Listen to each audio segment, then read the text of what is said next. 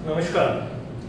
आज हम ऊंचाई व दूरी पर आधारित समस्याएं जो मुख्य रूप से त्रिकोणमिति पर आधारित है उस पर चर्चा करेंगे और त्रिकोणमिति से संबंधित कुछ छोटी छोटी सी जानकारियां अगर हमारे पास होंगी तो हम ऊंचाई व दूरी से संबंधित इन समस्याओं को बड़ी आसानी से हल कर सकते हैं। वो तीन जानकारियां मैं आज आपके सामने रख रहा हूं। सबसे पहली चीज कि हमें समकोण त्रिभुज के बारे में पूरी जानकारी होनी चाहिए। समकोण त्रिभुज क्या होता है? एक ऐसा त्रिभुज जिसका एक कोण समकोण हो यानी 90 डिग्री का हो। एक ऐसा त्रिभुज जिसका एक कोण 90 डिग्री का हो, ये 90 डिग्री का कोण है। ऐसे त्रिभुज को हम कहते हैं समकोण त्रिभुज। समकोण त्रिभुज के बारे में हमें जो इसकी तीनों भुजाएं होती है, तीनों भुजाओं के अलग अलग नाम होते हैं। उन नाम के बारे में हमें पूर्ण जानकारी होनी चाहिए। सबसे पहले 90 डिग्री के सामने वाली जो भुजा होती है, इस भुजा का नाम है कर्ण। एक बार फिर बोल रहा हूं, 90 डिग्री के सामने वाली भुजा का नाम कर्ण। अब ये त्रिभुज ए बी सी, या इधर नाम दे देता हूं ए, इधर ये बी और इधर सी, ये त्रिभुज ए बी सी। अब कर्ण कौन सा होगा? कर्ण तो तय हो गया, आधार कौन सा होगा और लंब कौन सा होगा, इसको तय करने से पहले ये जो 90 डिग्री के अलावा जो दो कोण दे रखे हैं, इस बात को बड़े ध्यान से देखना। इनमें से किसी एक कोण को, ये मान लीजिए हमारा कोण है थीटा, ये कोण है थीटा, तो इस थीटा के जो सामने होगा वो होगा लंब। एक बार फिर बोल रहा हूं, जो भी कोण हमने लिया है उस कोण के सामने वाला जो होगा वो लंब, और तीसरा जो बच गया वो आधार।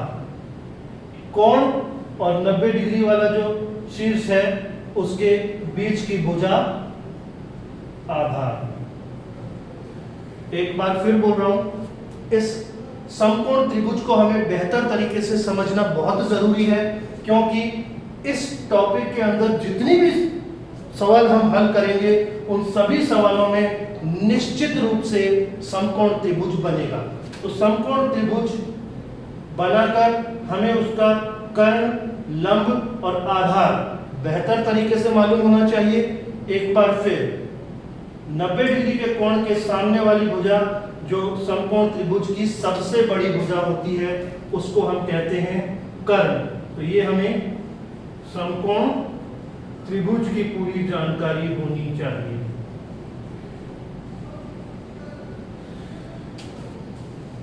जो हमने कोण थीटा लिया है उस दिया हुआ है, या तो प्रश्न में दिया होगा या हम अपनी सुविधा के अनुसार लेंगे।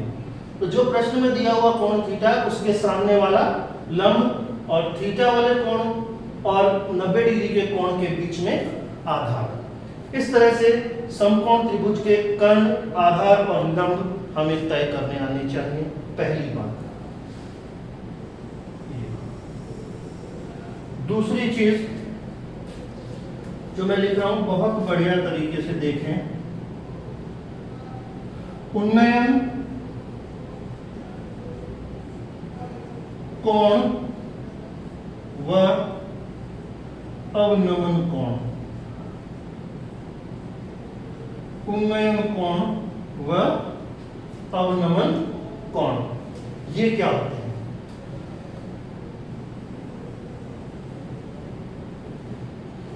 ध्यान से देखिए, ये जमीन का तल, धरातल, इसके ऊपर ये कोई व्यक्ति खड़ा है। ये अपनी आंखों से जब भी देखेगा, सामान्य स्थितियों में जब कुछ किसी भी चीज को नहीं देख रहा है, सीधा खड़ा है, तो उसकी नजर इस तरह से होगी, यानी धरातल के समांतर उसकी दृष्टि रेखा होगी। जब हम सामान्यतः खड़े रहते हैं यूं, तो हमारी दृष्टि रेखा हमेशा धरातल के समांतर रहती है सामान्य परिस्थितियों में।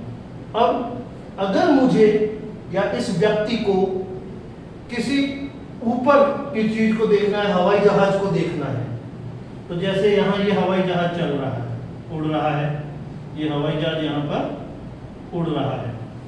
जब ये व्यक्ति इस हवाई जहाज को देखेगा तो निश्चित रूप से इसको इस तरह से ऊपर की तरफ देखना पड़ेगा। तो हवाई जहाज को देखने के लिए इसकी दृष्टि रेखा कुछ इस तरह से होगी, बिल्कुल सीधी होगी ऐसे। ये जो इसने हवाई जहाज को देखने के लिए इसकी दृष्टि रेखा ऊपर की तरफ देखा है, ऊपर की तरफ देखने से जो ये कोण बना है, इस कोण को हम कहेंगे उन्नयन कोण। इस कोण को कहेंगे उन्नयन कोण। एक बार फिर बता दूं, जब भी कोई व्यक्ति, कोई भी जानवर, कोई भी अगर सामान्य परिस्थितियों में देखता है तो इस तरह से सीधा, उसके जो दृष्टि रेखा होती है वो बिल्कुल धरातल के समांतर होती है। अगर ऊपर कोई हवाई जहाज या ऊपर किसी अन्य चीज को वो देखेगा तो उसको ऊपर की तरफ देखना पड़ेगा। तो ऊपर की तरफ देखने से जो दृष्टि रेखा ऊपर की तरफ हुई, तो ये जो कोण बना, इस कोण को हम कहते हैं उन्नयन कोण। इसी तरह से अगर नीचे मान लीजिए यहां कहीं एक 5 रुपए का सिक्का पड़ा है और यही व्यक्ति अब उस सिक्के को देखता है, तो सामान्यतया ये सीधा देखता है, सामान्यतया सीधा देखता है। इस सिक्के को देखने के लिए वो नीचे की तरफ देखेगा ये। तो ये जो नीचे की तरफ कोण बनाया है इसने, ये सामान्य जो दृष्टि रेखा थी, इसको हम कहेंगे सामान्य दृष्टि रेखा। सामान्य दृष्टि रेखा। तो सामान्य दृष्टि रेखा से जो नीचे की तरफ कोण बनाया है उसको हम कहते हैं अवनमन कोण। अवनमन कोण। एक बार फिर, यह बहुत इंपॉर्टेंट है। अधिकांश सवालों में या तो सवाल उन्नयन कोण से संबंधित होगा या अवनमन कोण से संबंधित होगा, और कुछ सवाल ऐसे भी हो सकते हैं जिनमें उन्नयन कोण और अवनमन कोण दोनों आए। तो एक बार फिर मैं आपको बता रहा हूं, आपके ये देखिए, ये व्यक्ति जो खड़ा है, सामान्य परिस्थितियों में जब भी वो देखता है तो देखते समय धरातल के समांतर देखता है। ये और इस तरह से मैं यूं खड़ा हूं, ये नीचे धरातल है, बिल्कुल धरातल के समांतर देखूंगा। मुझे कोई ऊपर की चीज देखनी है तो मुझे अपनी दृष्टि रेखा को ऊपर की तरफ यूं ले जाना पड़ेगा। तो मैं ऐसी स्थिति में हवाई जहाज को देखने के लिए ऊपर देखा, ऊपर देखने के कारण जो ये कोण बना, इस कोण को हम कहते हैं उन्नयन कोण।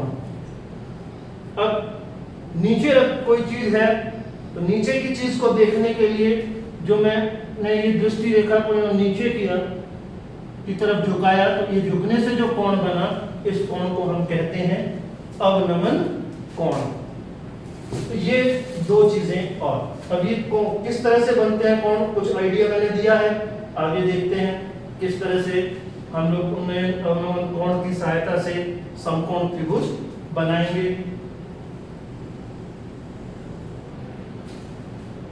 एक बार फिर, सबसे पहले समकोण त्रिभुज की संपूर्ण जानकारी हमारे पास होनी चाहिए।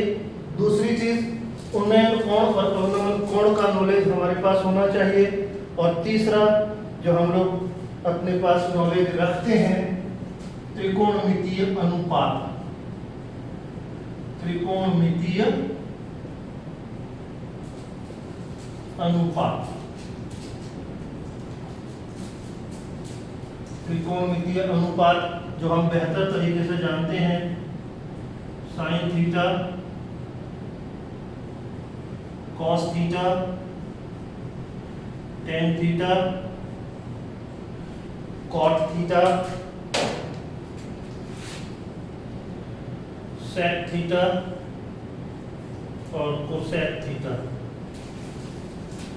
साइन थीटा का सूत्र हमने पिछले पाठ में पढ़ा भी है।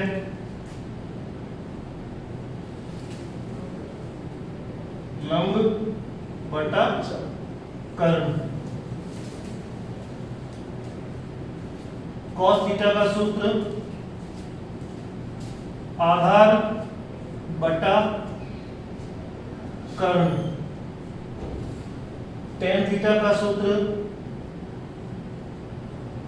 लंब बटा आधार। अगर याद आ रहा है तो ठीक है, नहीं तो पुराना एक सूत्र भी हमको याद है, लाल कक्का सोना चांदी तोले। लाल कक्का सोना चांदी तोले। तो लंब बटा कर्ण सूत्र हो गया साइन थीटा का, आधार बटा कर्ण सूत्र हो गया कॉस थीटा का, और लंब बटा आधार सूत्र हो गया टेन थीटा का। इस तरह से अगर हमें सूत्र याद नहीं भी है तो हम बना सकते हैं। इसके बाद कॉट थीटा, तीसरा अक्षर है टी, यानी टेन का उल्टा है ये, आधार बटा लंब। यहां पर तीसरा अक्षर है सी, यानी कॉस का उल्टा है ये, कर्ण बटा आधार। कोसेक थीटा, तीसरा अक्षर है एस, यानी साइन का उल्टा है ये, कर्ण बटा लंब। अब यहां ये 6 सूत्र हमें बेहतर तरीके से याद होने चाहिए। इन 6 में से मुख्य रूप से ये 3 सूत्र मुख्य हैं, इनको आप अच्छे से याद कर लें। ये 3 याद हो गए तो ये अपने आप याद हो जाएंगे। और ऊंचाई व दूरी पर आधारित जो समस्याएं हैं वो मुख्य रूप से इन 3 सूत्रों पर भी आधारित रहेगी। तो एक बार फिर आपको बता दूं, समकोण त्रिभुज के बारे में कर्ण, आधार और लंब ज्ञात करना बेहतर तरीके से सीख अपने दिमाग में रखिए। उन्नयन और समनमन कोण क्या होते हैं ये हमारे दिमाग में कॉन्सेप्ट क्लियर होना चाहिए, और कम से कम ये 3 सूत्र हमारे पास होने चाहिए। अगर ये 3 बातें हमको आती हैं तो हम इस पाठ के प्रश्न को कर सकते हैं बहुत बेहतर तरीके से। तो इनको एक बार और अपने दिमाग में रिव्यू करें, और फिर अगले चैप्टर में हम अगले कुछ इससे संबंधित प्रश्नों को हल करेंगे। धन्यवाद।